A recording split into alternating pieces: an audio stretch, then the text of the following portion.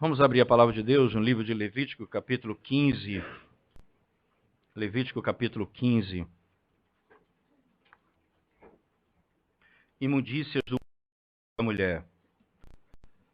Essa seção, que vem do capítulo 12 até o 15, trata das impurezas que impedem a aproximação do culto ao Senhor.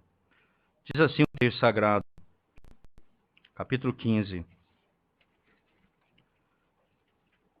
Disse mais o Senhor a Moisés e a Arão: Falai aos filhos de Israel e dize-lhes: Qualquer homem que tiver fluxo seminal do seu corpo será imundo por causa do fluxo. Esta, pois, será a sua imundícia por causa do seu fluxo. Se o seu corpo vaza o fluxo ou se o seu corpo o estanca, esta é a sua imundícia. Toda cama em que se deitar o que tiver fluxo será imunda, e tudo sobre que se assentar será imundo. Qualquer que lhe tocar a cama lavará as suas vestes, banhar-se-á em água e será imundo até a tarde. Aquele que se assentar sobre aquilo em que se assentara o que tem o fluxo, lavará as suas vestes, banhar-se-á em água e será imundo até a tarde. Quem tocar o corpo do que tem o fluxo, lavará as suas vestes, banhar-se-á em água e será imundo até a tarde. Se o homem que tem o fluxo cuspir sobre uma pessoa limpa, então esta lavará as suas vestes, banhar-se-á em água e será imundo até a tarde. Também toda cela em que cavalgar o que tem o fluxo será imunda. Qualquer que tocar alguma coisa que esteve debaixo dele será imundo até a tarde. E aquele que a levar lavará as suas vestes, banhar-se-á em água e será imundo até a tarde. Também todo aquele em quem tocar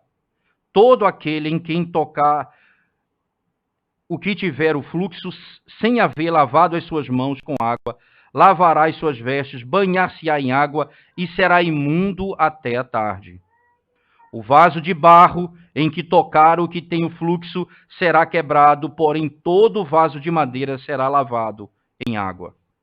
Quando, pois, o que tem o fluxo dele estiver limpo, contar-se-ão 7 dias para a sua purificação, lavará as suas vestes, banhará o corpo em águas correntes e será limpo. Ao 8º dia, tomará 2 rolas ou 2 pombinhos e virá perante o Senhor à porta da tenda da congregação e os dará ao sacerdote. Este os oferecerá, um para oferta pelo pecado e o outro para holocausto. E assim o sacerdote fará por ele expiação do seu fluxo perante o Senhor. Também o homem, quando se der com ele emissão do sêmen, banhará todo o seu corpo em água e será imundo até a tarde. Toda veste, toda pele em que houver sêmen se lavarão em água e serão imundos até a tarde. Se um homem coabitar com mulher e tiver emissão do sêmen, ambos se banharão em água e serão imundos até a tarde. A mulher, quando tiver o sangue, se este for o fluxo costumado do seu corpo, estará 7 dias na sua menstruação, e qualquer que a tocar será imundo até a tarde. Tudo sobre que ela se deitar durante a menstruação será imundo, e tudo sobre que se assentar será imundo. Quem tocar no leito dela, lavará as suas vestes, banhar-se-á em água e será imundo até a tarde. Quem tocar alguma coisa sobre que ela se tiver assentado, lavará as suas vestes, banhar-se-á em água e será imundo até a tarde. Também, quem tocar alguma coisa que estiver sobre a cama ou sobre aquilo em que ela se assentou, esse será imundo até a tarde. Se um homem coabitar com ela e a sua menstruação estiver sobre ele, será imundo por 7 dias, e toda a cama sobre que ele se deitar será imunda. Também a mulher, quando manar fluxo do seu sangue por muitos dias, fora do tempo da sua menstruação, ou quando tiver fluxo do sangue por mais tempo do que o costumado, todos os dias do fluxo será imunda, como nos dias da sua menstruação. Toda cama sobre que se deitar durante os dias do seu fluxo ser-lhe-á como a cama da sua menstruação. E toda coisa sobre que se assentar será imunda, conforme a impureza da sua menstruação. Quem tocar estas será imundo. Portanto, lavará as suas vestes, banhar-se-á em água e será imundo até a tarde. Porém, quando lhe cessar o fluxo, então se contarão 7 dias e depois será limpa. Ao 8º dia tomará 2 rolas ou 2 pombinhos e os trará o sacerdote à porta da tenda da congregação. Então o sacerdote oferecerá um para oferta pelo pecado e o outro para o holocausto. O sacerdote fará por ela expiação do fluxo de impureza perante o Senhor. Assim, separareis os filhos de Israel das suas impurezas, para que não morram nelas, ao contaminarem o meu tabernáculo, que está no meio. Esta é a lei daquele que tem influxo e daquele com quem se dá a emissão do sêmen e que fica por ela imundo. E também da mulher passível da sua menstruação, e daquele que tem o fluxo, seja homem ou mulher, e do homem que se deita com mulher imunda. Amém. Vamos orar ao Senhor mais uma vez, irmãos. Ó Deus, nós te damos graças por tua palavra. A distância do momento em que esses registros foram feitos para o pleno dessas verdades. Certamente, muito se passou. Nós pedimos a tua graça quando abrimos a tua palavra. Concede-nos o entendimento da tua palavra. Glorifica o Evangelho, o nome do nosso Redentor, na tua palavra. Em nome de Jesus. Amém. A narrativa que nós estamos analisando nessa manhã, do capítulo 15, como falamos no início, ela é parte exclusiva dessa seção que vai do capítulo 12 ao 15, que trata acerca das impurezas que nos separam da adoração. É importante entender, antes de qualquer tipo de reflexão que viemos a fazer num texto como esse, que apesar da dificuldade das informações que são trazidas no texto, algumas coisas são importantes. Primeiro,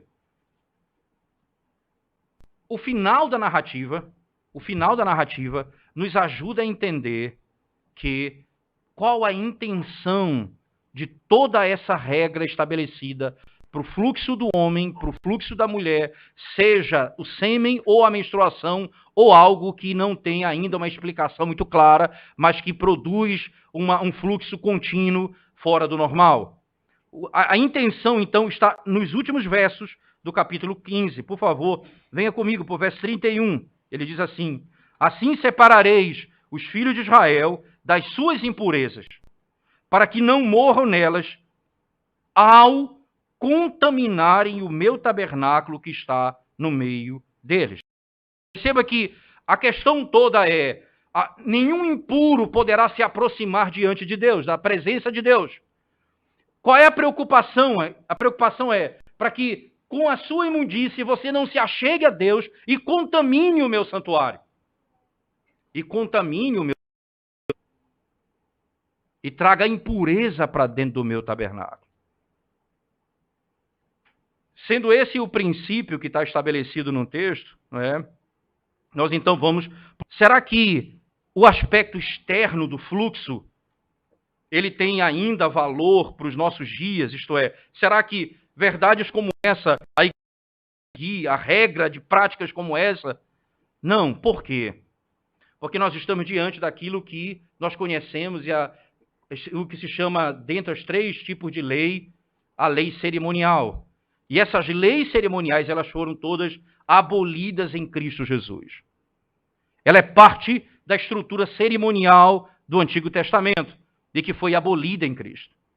Então, o caminho que nós temos de seguir para compreender um texto como esse, primeiro, é entendê-lo na perspectiva do culto. Segundo, entendê-lo na perspectiva do cumprimento da obra de Cristo. Ora, se essas verdades apontam para Cristo, logo elas têm muito mais do que simplesmente a falar para nós de coisas externas. Ela tem muito mais do que isso para falar. Ela certamente está falando da impureza do pecado que nos incapacita de chegar diante de Deus. E diante de Deus não pode haver nada puro ou pecaminoso. Então, fica exatamente o princípio estabelecido na própria estrutura do texto. Mas algumas outras verdades são estabelecidas também num texto como esse. Perceba, primeiro, a divisão fundamental entre homem e mulher. A primeira parte do texto eu queria que você voltasse comigo, né, que vai do verso 1 até o verso 18.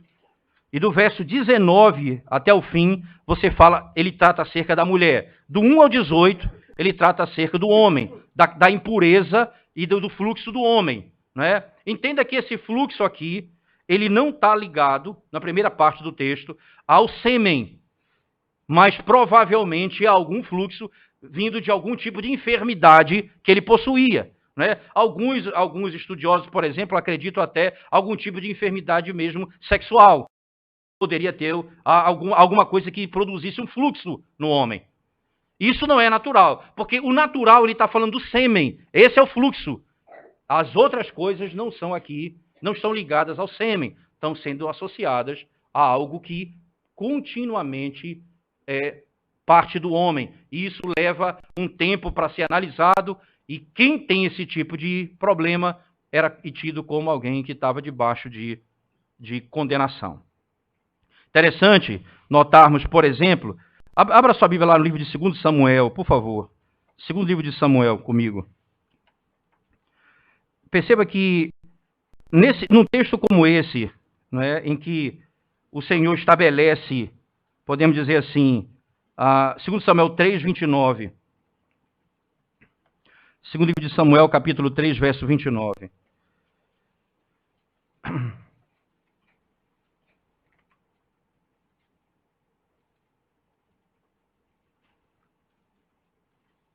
Diz assim o texto sagrado. Joabe mata Abner à traição, nessa narrativa que descreve esse crime cometido por Joabe, não é? E aí Davi, nesse caso especificamente, não é? Davi pronuncia uma maldição sobre a família de Joabe por causa do assassinato de Abner. E ele diz as seguintes palavras no verso 29. Sabendo depois Davi disse: inocentes somos eu e o meu reino para com o Senhor, para sempre do sangue de Abner, filho, é o 28 eu estou lendo, filho de Ner, caia este sangue sobre a cabeça de Joabe e sobre toda a casa de seu pai. Jamais falte da casa de Joabe quem tenha fluxo, quem seja leproso, quem se apoie em muleta, quem caia a espada e quem necessite do pão. E aqui, veja, Davi pronuncia a maldição sobre a família de Joabe, por ter cometido esse crime. E uma das maldições que ele associa é: não falte quem tenha fluxo no meio deles. Isto é, não falte impureza no meio do seu povo. É verdade que, nesse sentido, não é, há uma associação direta com, provavelmente, esse tipo de fluxo com a condenação de um pecado específico. É possível que seja associado, como no caso da lepra. Lembre-se do que aconteceu com a irmã de Moisés, que foi acometida por lepra, por se levantar contra seu irmão. Isso é, foi o fruto, foi a condenação do pecado. Provavelmente isso está associado a isso. Então, veja que é possível que aqueles que têm uma vida desregrada na área da intimidade sexual podem simplesmente desenvolver enfermidade e adquirir enfermidades por conta disso. É verdade, por exemplo, a pessoa pode adquirir AIDS por várias formas, de várias formas, até mesmo por injeção, não é? Antigamente, eu não sei hoje, o mais difícil, transfusão de sangue, não é? É possível que tenha outros meios, mas o meio em que essas coisas acontecem diz respeito à promiscuidade. A promiscuidade. E isso são condenações que vêm sobre aqueles que praticam tais coisas, especificamente associadas ao fluxo da primeira narrativa, que vai do verso 2 ao verso 15, que são emissões não naturais de um fluxo por um homem. Veja, voltando ao nosso texto de Levítico, capítulo 15, por favor, do verso 2 ao verso 15, nós encontraremos exatamente essa expressão. Ele diz assim, esta será a lei do... verso 15, verso 2 em diante. Falai aos filhos de Israel e dizei-lhes, qualquer homem que tiver fluxo seminal do seu corpo será imundo por causa do fluxo. Esta, pois, será a sua imundícia por causa do seu fluxo. Se o seu corpo vaza o fluxo ou se o seu corpo o estanca, esta é a sua imundícia. Veja, independente como seja, se continua tendo esse fluxo, ele é tratado como um imundo. Algum comentarista, como eu falei, chega a dizer que provavelmente era um tipo de doença venérea que poderia estar associado a essa verdade. Acontece que ele era tratado como imundo, e não apenas ele era tratado como imundo, mas quem tocasse no que ele tocasse, ou quem tocasse nele, era também tido como imundo. É assim que a narrativa vai fluir até o verso 15. Não apenas ele era imundo, mas onde ele sentava era imundo, em que ele tocasse era imundo, e quem tocasse nele seria imundo até a tarde. Isso no que diz respeito tanto ao homem como à mulher, no verso 19 em diante. Vai falar exatamente da mesma verdade. Perceba, veja, que no verso 19, do verso 20 em diante, ele diz, tudo sobre o que ela se deitar durante a menstruação será imundo. Não apenas ela, mas aquilo onde ela se senta e o que ela toca, e quem toca é também imundo.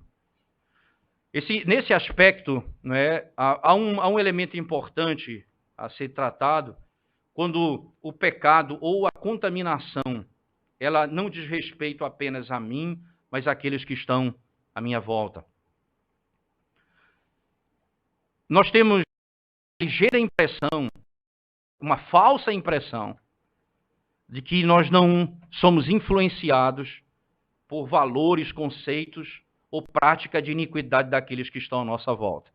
Esse é um dos grandes erros que nós cometemos quando tratamos de assuntos como esse. Por exemplo, o apóstolo Paulo, quando fala acerca da imundície do pecado, ele fala para que tenhamos cuidado com aqueles que estão à nossa volta. Aqueles que estão à nossa volta. Perceba, por favor, não é? Especificamente na primeira carta de Paulo aos Coríntios, capítulo 15, verso 33. Não apenas ele é imundo, como ele contamina os outros. Primeira carta de Paulo, 33. O apóstolo Paulo diz assim, 15, verso 33.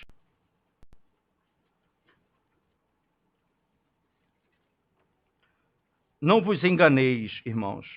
As más conversações corrompem os bons costumes. As más conversações corrompem os bons costumes. Não é estranho você pensar, não é, que eu vou, como um cristão, me envolver com pessoas cuja linguagem é imunda, onde as palavras que eles falam todas têm duplo sentido.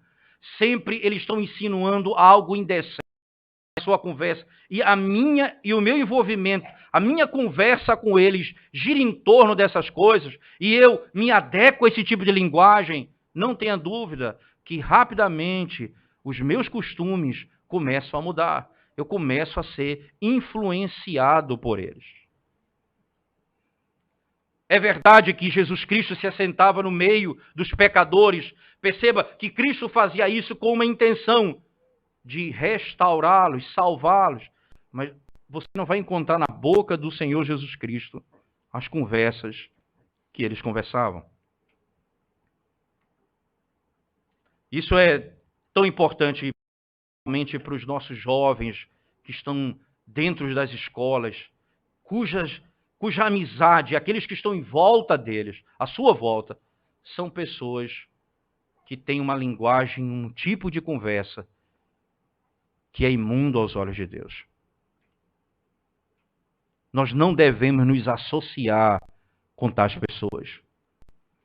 Perceba, você pode tratar com eles, evangelizá-lo, falar do amor de Cristo a eles, você deve fazer isso, mas as deles, o discurso não pode ser a sua conversa e o seu discurso. Rapidamente você vai ser transformado à imagem deles. Eles não respeitam a sua presença, eles tratam, eles falam com você como se você fosse um deles. E é isso que você precisa fugir como crente.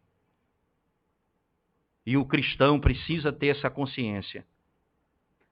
Não devemos nos envolver com pessoas que praticam tais coisas. Mais uma vez, não é? Você está num trabalho, você não tem como fugir disso. As pessoas estão ao seu lado, elas se sentam com você no ônibus. Não há como fugir dessa realidade. Não é isso que eu estou dizendo. Você não vai sair do mundo. O que você for com ele, e o que você for tratar com ele, vai ser para o bem dele, para a salvação dele. Mas você não vai falar com ele as coisas que eles falam. Você não vai ser aquele que conversa as coisas que eles conversam. Porque você vai ser contaminado por isso. Isso vai contaminar você mais cedo ou mais tarde. O que você assiste, você é puro, você é crente. Você passa tempo assistindo o quê? Qual é exatamente o tipo de programação que você passa o tempo assistindo? Se você frequenta sites pornográficos, o que eles estão fazendo lá de imundo e você está assistindo, aquilo ali vai contaminar você. A sua mente vai ser ferida. Seus pensamentos vão ser feridos. Você vai ter dificuldade de olhar com pureza para as pessoas. Você vai lutar contra essa estrutura. Então qual é o caminho? Não se assentar onde eles se assentam. Não tocar naquilo que eles tocam, isto é, não ver o que eles veem, não ver aquilo que eles produzem. Você não precisa disso. Afaste-se dessas coisas, irmãos, porque elas contaminam a sua alma e vão destruir você. Você precisa ter consciência disso. Mas ainda, não apenas num aspecto da contaminação do indivíduo que contamina os outros. E tudo aquilo que ele toca, tudo aquilo que está ao redor dele é contaminado. Mas também porque o que sai de dentro do indivíduo é contaminado pelo pecado. Por que que o sêmen, no ato sexual com a esposa, deixa o indivíduo imundo até a tarde? Por acaso o Senhor está dizendo, como colocando no verso 18 do capítulo 15 de Levítico, por favor. Veja lá o verso 18 do capítulo 15. Quando diz assim, se um homem coabitar com a mulher e tiver emissão de sêmen, ambos se banharão em água e serão imundos até a tarde. Por acaso o Senhor está nos ensinando que a intimidade entre o marido e a mulher produz imundície, é pecado por isso? Seria um equívoco imaginar que essa é a essência do ensinamento do texto. Não. Lembrem-se, tudo isso aqui está associado a quê?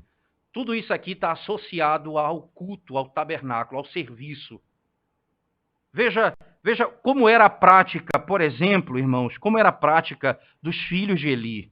Né? Lá no livro de, especificamente, no versículo que trata lá em Samuel, 1 Samuel capítulo 2.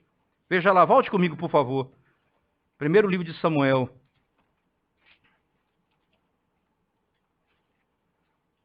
Veja como era, capítulo 3 especificamente, não é? O 2 e o 3 tratam exatamente do mesmo princípio, mas no capítulo 2, volte comigo para o 2, verso 12 em diante. 1 Samuel 2, verso 12 em diante, diz assim: Eram, porém, os filhos de Eli, filhos de Belial, e não se importavam com o Senhor. Pois o costume daqueles sacerdotes com o povo era que, oferecendo alguém em sacrifício, vinha o moço sacerdote, estando-se cozendo a carne com um garfo de 3 dentes na mão, e metia-o na caldeira, ou na panela, ou no tacho, ou na marmita, e tudo quanto o garfo tirava, o sacerdote tomava para si. Assim se fazia todo Israel que ia ali, a Siló. Também, antes de se queimar a gordura, vinha o moço sacerdote e dizia ao homem que sacrificava: dá essa carne para assar o sacerdote, porque não aceitará de ti carne cozida, senão crua. Se o ofertante lhe respondia: queime-se primeiro a gordura, e depois tomarás quanto quiseres, então ele lhe dizia: não, porém, hage-um de me dar agora, se não tomá-la-ei à força. Era, pois, muito grande o pecado desses moços perante o Senhor, porquanto eles desprezavam a oferta do Senhor. Veja, eles desprezavam a oferta ao Senhor. De alguma forma, não é? Na sequência do texto, do versículo 22 em diante, por favor, não é? Acompanhe comigo. Era, porém, Eli já muito velho e ouvia tudo quanto seus filhos faziam a todo Israel, e de como se deitavam com as mulheres que serviam à porta da tenda da congregação. Veja, eles não apenas ofereciam, quando aquilo que era oferecido, da maneira como era para ser oferecido, eles traziam contaminação e tomavam o que era do povo para si, de Deus para si. Agora eles se deitam com as mulheres no santuário. Veja a linguagem que ele utiliza. Se deitavam com as mulheres que serviam à porta da tenda da congregação. As mulheres que serviam ali. Veja que a associação daquele texto com essas práticas era simples. Havia nos países vizinhos, nas nações vizinhas de Israel, uma prática estranha, em que havia orgias sexuais dentro do santuário. Israel e o Deus de Israel dizia exatamente assim: o que vocês têm que entender, daí a razão pela qual, como está lá no texto de Êxodo, no capítulo 19, vocês vão lembrar muito bem dessa narrativa, quando o Senhor diz por meio de Moisés ao povo: não se chegue à mulher. O homem não deve chegar à mulher. Lá em Êxodo, por quê? Eles estão chegando diante do Santo dos Santos. Eles estão se aproximando da adoração. E lá naquele contexto eles estão dizendo: na minha presença não pode haver esse tipo de prática. Mas por que o Senhor está falando? Por acaso é contaminação por causa do princípio da impureza. Veja, o que é que a lei vai dizer? Se deitou com a esposa até a tarde, é imundo. Eles não poderiam se aproximar de Deus em imundície. Primeiro aspecto. Segundo aspecto, o que está sendo condenado aqui é aquilo que vai ser praticado pelos povos vizinhos e na iniquidade dos filhos de Eli. Eles praticavam essas coisas e era comum naquela época esse tipo de prática. Mas por que será que a iniquidade se revela aqui? O fundamental não é que a intimidade de marido e mulher é pecado, em hipótese alguma. Mas o ponto fundamental é que o princípio externo da lei aponta para uma verdade fundamental. O homem, quando se deita com a mulher, ele procria. Esse é o princípio. E eles só vão procriar aqueles que são iguais a ele, que é o pecado. Daí a ideia no Salmo 51, pecado concebeu minha mãe. Veja, não é que o ato sexual é pecaminoso, mas um homem com a sua mulher, eles vão produzir uma outra pessoa, um outro ser humano não é? E que esse ser humano nasce caído como o pai e a mãe. E, consequentemente, o pecado está ali nesse processo. Não que o ato sexual seja pecaminoso, mas que, naturalmente, a relação marido e mulher, no ato da procriação, eles estão exatamente fazendo aquilo que é da natureza deles. Eles são pecadores. Daí, você vai ver o que diz o texto de Gênesis, no capítulo 5, quando fala acerca de Adão, que ele foi criado à imagem e semelhança de Deus e gerou um filho à sua imagem e semelhança. Veja que ali houve uma mudança. Adão foi feito à imagem e semelhança de Deus. O filho que nasce de Adão é a imagem e semelhança dele. Mantém ainda aquilo que era da semelhança de Deus, isto é, tem aspectos da semelhança de Deus, entretanto, agora eles nascem como Adão, no estado que se encontram de pecado. Consequentemente, não é, a impureza é uma realidade natural, não do ato sexual, mas porque nós todos somos pecadores e não há como fugir dessa realidade. Se não for essa a verdade, o Senhor então está nos ensinando que a intimidade de um casal, dentro da estrutura do casamento, seria pecaminosa. E não é esse o ponto. Os dois pontos principais. O serviço no templo, como os filhos de Eli, isso era iniquidade. Essa distinção era importante. Segundo ponto, mostrar que a relação marido e mulher, a procriação, não era pecaminosa a procriação, mas o ter o filho, o processo, isto é, um pecador com uma pecadora produz um pecador. Essa é a lógica da Bíblia. Por isso que o Filho de Deus, diz a Escritura Sagrada, não é? Ele vem pelo Espírito de Deus, a mulher. Ele vem do alto. Ele nasce como filho de uma mulher, dentro da estrutura que Deus estabeleceu, mas não nasce com a natureza, com a imputação do pecado de Adão. Ele foi livre disso. Por isso ele era perfeitamente o Filho de Deus que venceu o pecado. Foi criado como o primeiro Adão. Perceba que nesse aspecto, nós podemos então assegurar, à luz da Escritura Sagrada, o que Deus condena sobre o aspecto sexual. O que Deus condena é prostituição. O que Deus condena? O adultério. O que Deus condena? Aqueles que não guardam o seu leito sem mácula, como diz o autor da carta aos Hebreus. Isso o Senhor condena. Mas o casamento, a estrutura da família foi posto antes mesmo da entrada do pecado no mundo. Assim o Senhor disse: deixa o homem e a mulher e tornem-se os dois uma só carne. Esse princípio lá da criação mostra que a maneira como o homem ia procriar seria por meio da intimidade entre o homem e uma mulher. Era essa a maneira da procriação. Logo, não tem pecado nisso. Porque esse é o processo, desde o início era assim. Não foi o ato, a maneira como Deus estabeleceu como haveria procriação, não há pecado nisso. O problema não é esse processo. Dentro da estrutura da família, não há nada que possa ser chamado de pecado isso. Mas fora do casamento, e só há onde a vida íntima de um casal está preservada, só há um lugar onde o sexo é preservado. É o casamento. Fora do casamento não há preservação. Nem no casamento com outro que não seja o seu cônjuge, também não há preservação. Certamente ali se comete pecado contra o Senhor. Aquilo que o Senhor está ensinando e o que Ele está estabelecendo especificamente é mostrar que quando o homem e a mulher se deitam, a emissão do sêmen, não é, pelo aspecto daquilo que se chama a natureza pecaminosa, não é, isso então é impuro. Não significa dizer, não é, você imagina que aí vem perguntas práticas que temos que entender isso, e são questões que se levantam, né?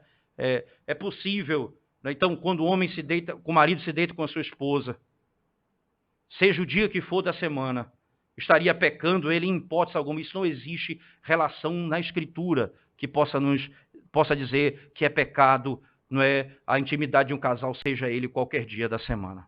Isso seria um grande equívoco, afirmar algo diferente disso. Mas em segundo lugar, não é? Em segundo lugar, é verdade que nós estamos tratando aqui do aspecto externo da aliança, que fala de uma contaminação que vem do coração. Daí o princípio, o que sai do homem contamina, porque o homem completamente é contaminado pelo pecado. E isso é entender. Não existe, o cuidado é, eu quando me chego diante do Senhor, eu preciso ser purificado. Senão eu não posso me achegar diante do Senhor. Daí, o verso 19, por favor, do capítulo 15 ainda. Verso 19 do capítulo 15.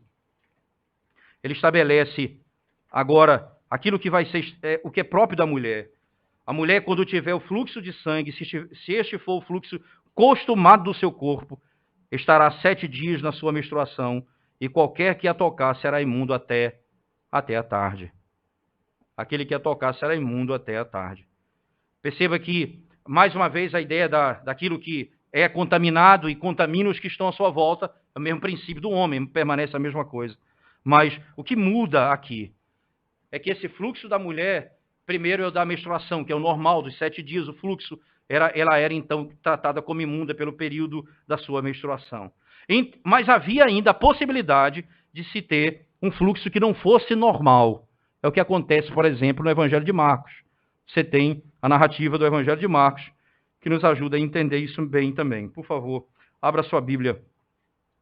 Abra sua Bíblia conosco. Marcos, Evangelho de Marcos, pode ser Mateus, são vários, todos os evangelhos tratam desse texto, mas pode ser exatamente Mateus capítulo 5, verso 8.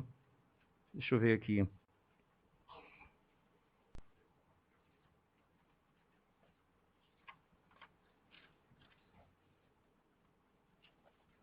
Mateus 5, 8 ou... Mateus 9, 20 a 22 ou Marcos 5, 25 a 34. Mateus 9, 20 a 22. Veja lá o texto, por favor.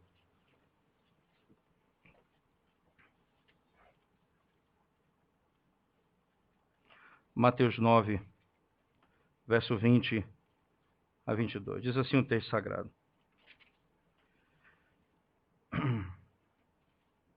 (20 a 22). E Jesus, levantando-se, o seguia e também os seus discípulos. E eis que uma mulher que durante tinha padecido uma hemorragia veio por trás dele e lhe tocou na orla da veste. Porque dizia consigo mesma, se eu apenas lhe tocar a veste, ficarei curada. E Jesus, voltando-se e vendo-a, disse, tem bom ânimo, filha, a tua fé te salvou. E desde aquele instante a mulher ficou sã. Ela tinha um fluxo de sangue há mais de 12 anos. Isso faz com que ela se aproxime de Cristo, usando o mesmo princípio lá do Antigo Testamento. Só que aí houve uma mudança interessante, não é? Jesus aqui era maior do que a lei. Isso aqui é interessante, né? Ele fez algo que era superior àquilo que aconteceu lá no Monte Sinai. Porque a lei não poderia fazer ninguém são.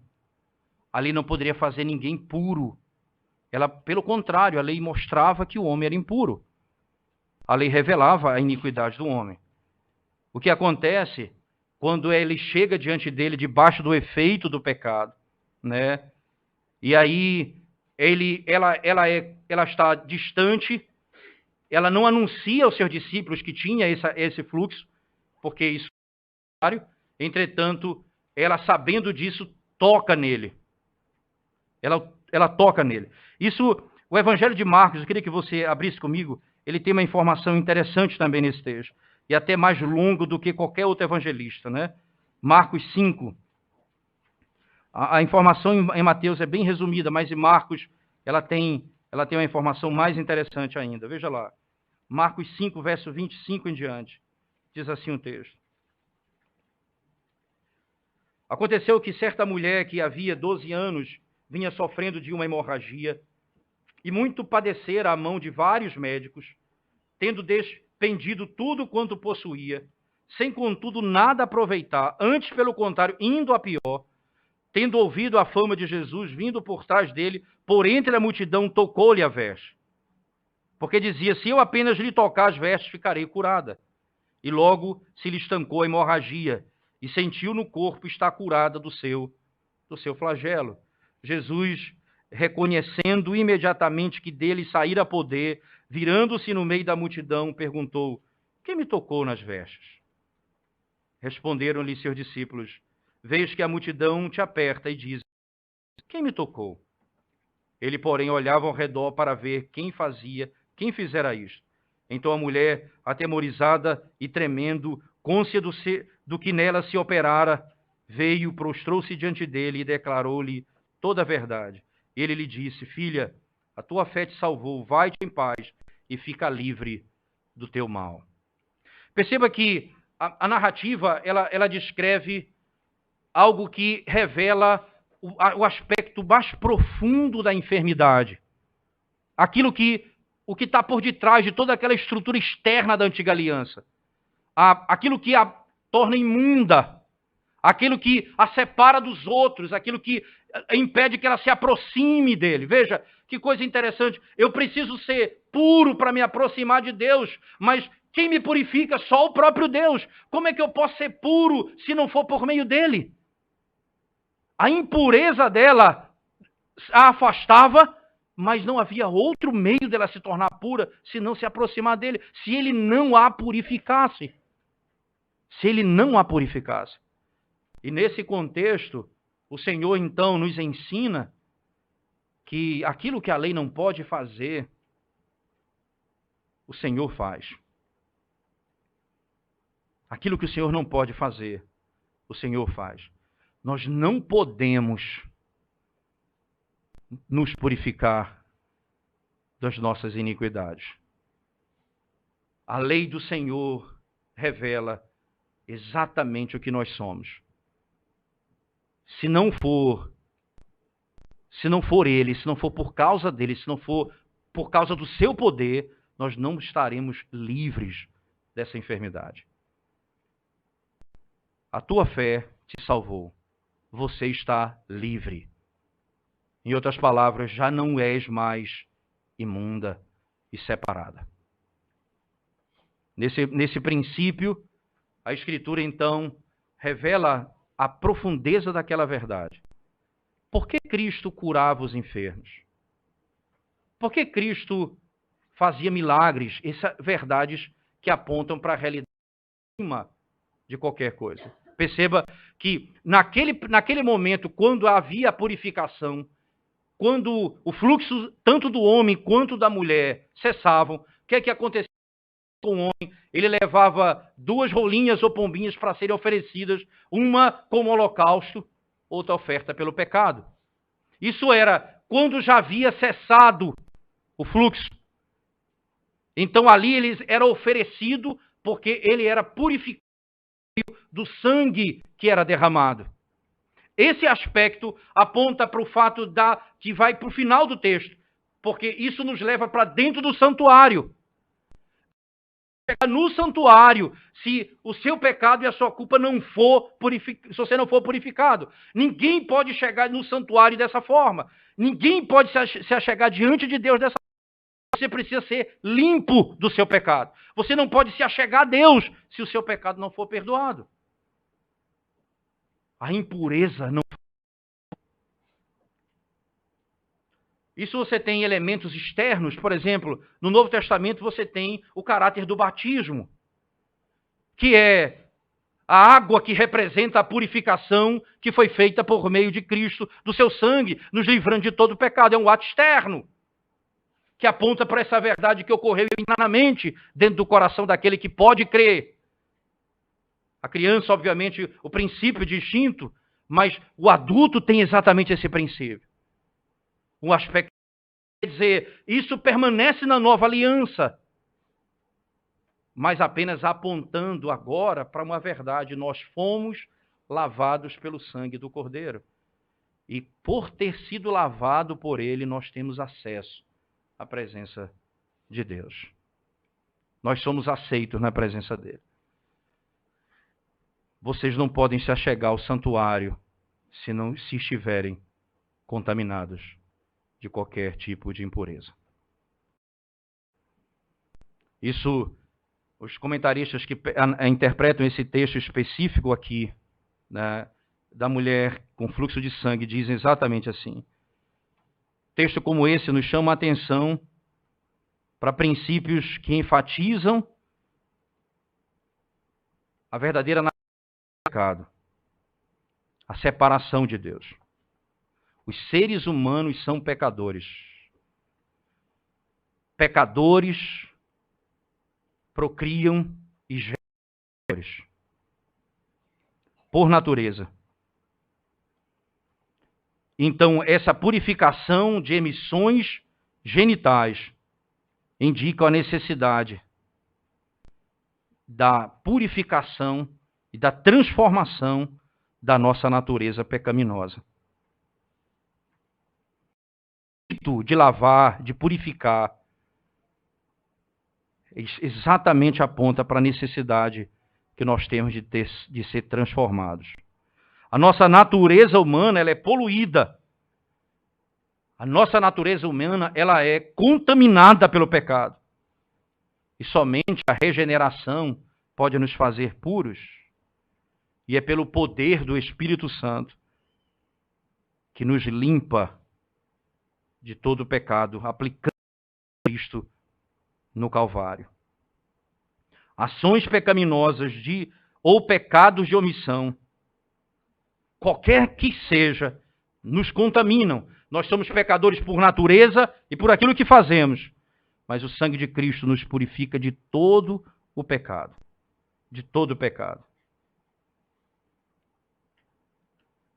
Quando nos achegamos exatamente diante de Deus, como aconteceu com Isaías, essa é uma verdade que vem à tona. Eu sou um homem de lábios impuros. Eu sou um homem de lábios impuros. Foi o que aconteceu com Pedro quando se aproximou de Cristo. Afasta-te de mim, Senhor, porque eu sou um homem pecador. Eu não posso me achegar a ti, Senhor, porque eu sou um homem pecador. Henry, comentando esse texto, diz assim: nós não estamos mais debaixo da carga dessas regulamentações respeito ao ritual de purificação, porque em Cristo Jesus nós somos libertos do pecado, libertos de Satanás, e nós temos a vitória sobre a morte. Nós temos a vitória sobre a morte. Nós não estamos mais debaixo dessas regulamentações, porque Cristo Jesus nos purificou de todo o pecado. Mas, irmãos,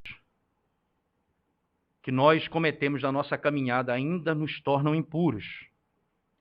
Nós somos limpos de uma vez pelo sacrifício de Cristo, mas ainda somos contaminados na nossa caminhada. Daí o cuidado que nós devemos ter com as coisas que nos contaminam. Primeiro, você não vai vencer aquilo que contamina lá fora se você, primeiramente, não tiver a sua natureza tratada pelo Senhor. Se você não tiver o seu pecado perdoado, se você não for lavado pelo sangue do Cordeiro, você não tem acesso à presença dele. E, consequentemente, você não terá o benefício do perdão diário do pecado por meio da obra de Cristo, em que nós nos aproximamos de Deus e confessamos a Ele os nossos pecados, as impurezas da nossa vida.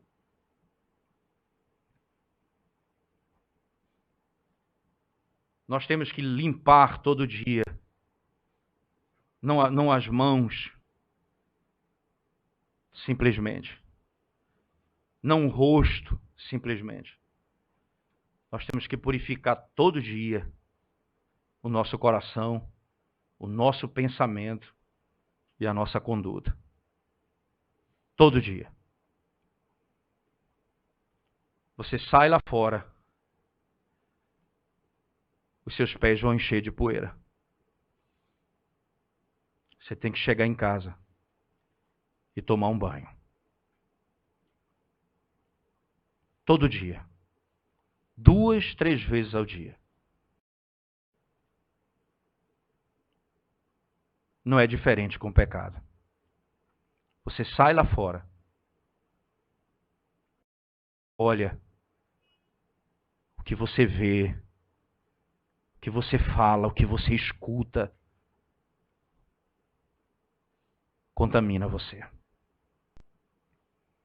E você precisa chegar em casa e tomar um banho.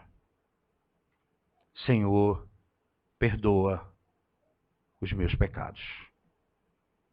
O olhar impuro, pensamento impuro, palavras que foram faladas fora de tempo. Senhor, me purifica. Assim nós teremos a nossa consciência limpa diante de Deus. Continuamente.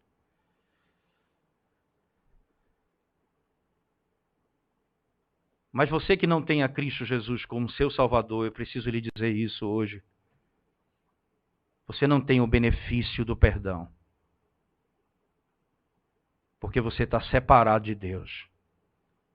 Porque você não está em Cristo. E se você não está em Cristo Jesus, o que te contamina não são as coisas externas. O que te contamina é que você tem uma natureza caída e que odeia a Deus, odeia a Cristo e o Evangelho, e você precisa se arrepender do seu pecado, para que você seja lavado pelo sangue do Cordeiro.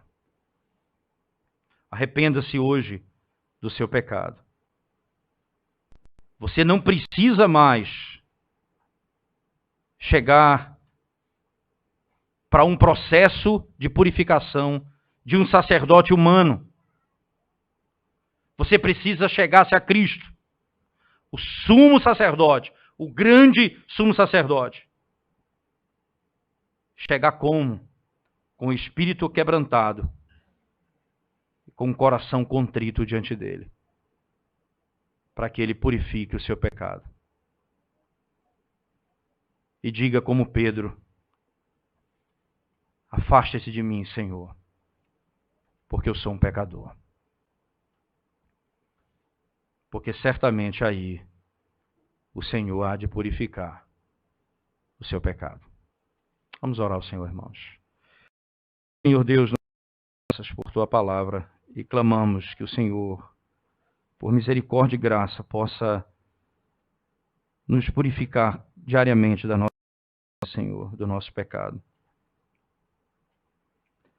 nos dando a condição de podermos viver nessa vida, ó Deus, em santidade, no falar, no olhar, no pensar. E quando falharmos, ó Deus, sabermos que o Senhor continuamente nos purifica de todo pecado. Precisamos voltar ao Senhor e confessar os nossos pecados. Aqueles que não te conhecem nessa manhã, Senhor, revela-te, purifica-os, ó Deus, limpa, lava toda a sua iniquidade, a fim de que eles sejam restaurados por ti e salvos nessa manhã, para a glória do teu nome, Senhor. É o que nós te pedimos, em nome de Jesus. Amém.